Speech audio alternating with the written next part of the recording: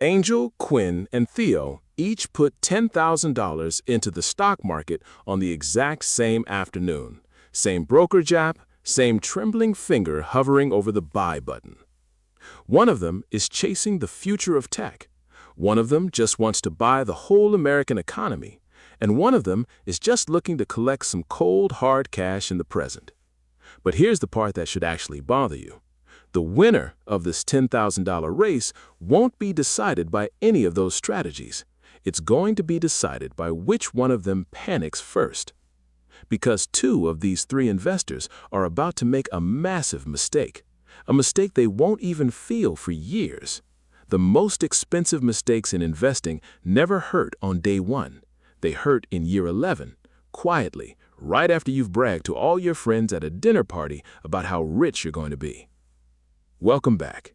If you've ever had three different people swear to you that their specific index fund is the only one worth owning and you had absolutely no clue who was right, stick around, because today we're settling the ultimate debate with actual math instead of just vibes.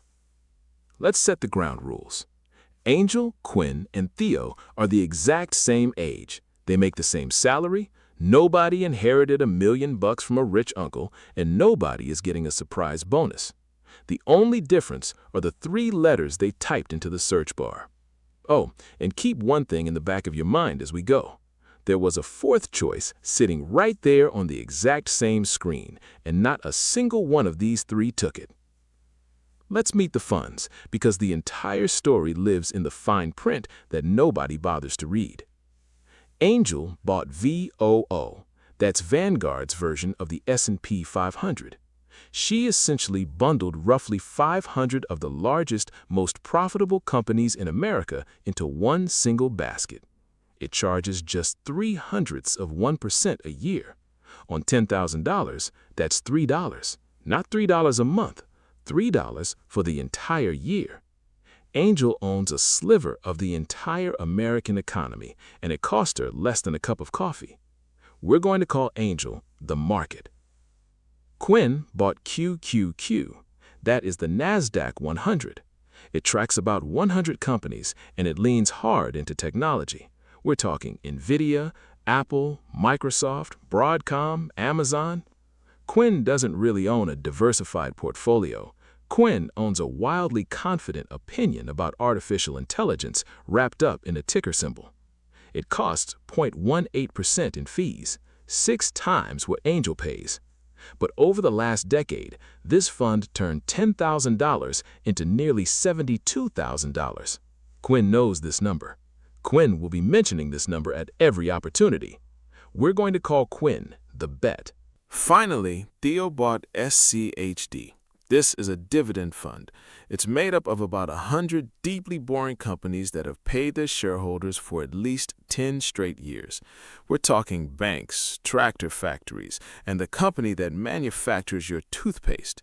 It pays him around 3.3% a year in genuine, real-life cash. So, on day one, Theo's big thrilling reward is about $330 a year in dividends, arriving just like a birthday card from your grandma. Small, dependable, and faintly disappointing. We're calling Theo the checks. Fast forward to year 3. This is where the emotional scoreboard starts to diverge from the actual scoreboard. Quinn checks the NASDAQ the same way other people check their horoscopes. Quinn's 10 grand jumps, dips, and then jumps even higher. At every group dinner, Quinn has a chart. Quinn has that very specific energy of a person who has confused a bull market for a personality trait. Angel has almost nothing to say. Her fund did exactly what the whole market did. She feels a vague sense of superiority, but honestly, it makes for terrible dinner conversation. And Theo? He has the absolute least exciting position at the table by a mile. Nobody in human history has ever walked into a party, bragged about their dividend yield, and been asked to please say more. Let's put real numbers on this, using tempered historical long-run rates. Let's say the market does 10%, the tech bet runs hotter at 12%, and the checks average 9% total when you reinvest those dividends. 3 years in, Angel is sitting at around $13,300. Theo is at $12,900, but Quinn is at $14,000, visibly, smugly ahead. If this video ended right now, the thumbnail would write itself, "Tech wins, buy the NASDAQ." But 3 years is absolutely nothing. 3 years is just the part of the movie before the real plot happens. Here's the number that ruins people. Over the last decade, QQQ didn't just do 12%, it did closer to 22% a year. Watch what happens when you get a little greedy with a calculator. $10,000 growing at 22% for 30 years turns into $3.7 million. You can literally feel why someone watches that math once and empties their entire life savings into a single tech fund.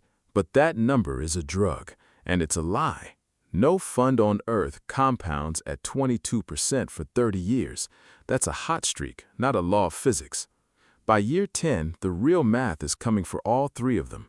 The market is at $26,000. The checks are at $24,000, and the bet is leading the pack at $31,000. Everyone assumes it stays that way. And then the market does the thing the market always eventually does. It falls. This is the part no projection chart will ever show you, because it isn't a number on a screen, it's a feeling in your gut.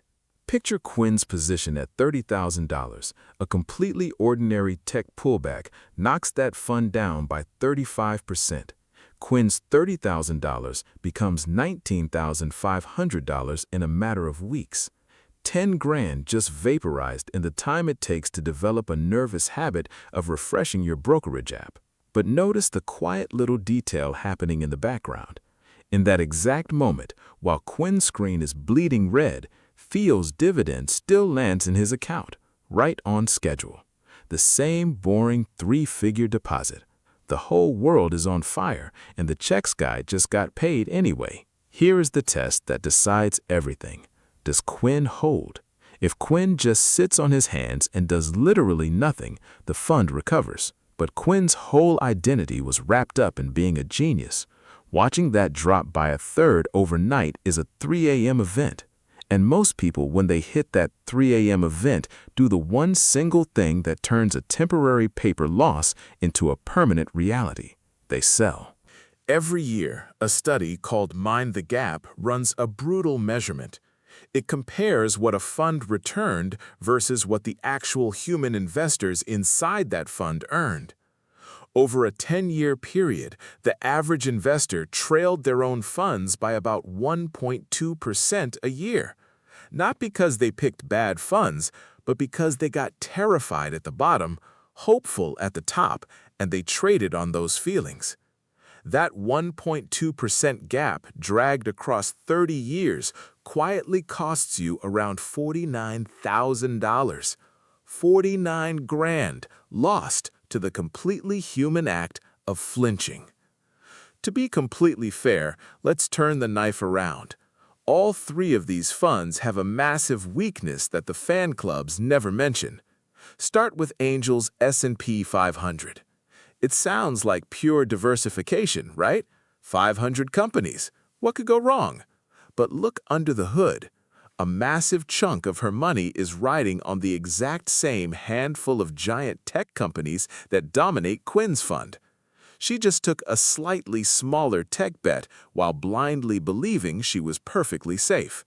Then there's the tech bet. A fund that can drop 35% is only great if you are the rare sociopath who can watch a third of your net worth evaporate and feel absolutely nothing. You don't find out if you're that person until it's too late. And the checks. Theo slept incredibly well, but his weakness is the exact opposite. Over 10 years, he simply made way less money. He traded pure upside for stability. Safety isn't free. It just mails you the invoice in a currency called gains you didn't get. And underneath all of this are the silent killers, inflation and fees. Historically, the market does about 10%, but after inflation, your actual buying power only grows by about 7%. And over the last 30 years, If any of them had accidentally bought a fund with a 1% management fee instead of these ultra-cheap index funds, that single lazy decision would have cost them $40,000 in fees. So let's finally pay off the promise. Let's run the full 30 years, assuming a completely heroic miracle, assuming all three of them actually hold their ground. At year 30, the checks settle around $133,000. The market lands near $174,000, and the bet climbs to a staggering $300,000. I know exactly what that looks like. It looks like Quinn won, and we just wasted 15 minutes.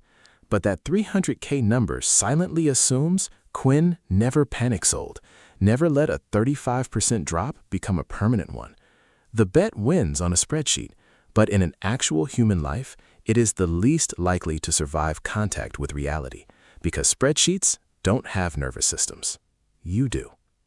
So who really wins? If you want to never think about it again, buy the market, VOO. If you have an iron stomach and decades to spare, buy the bet, QQQ.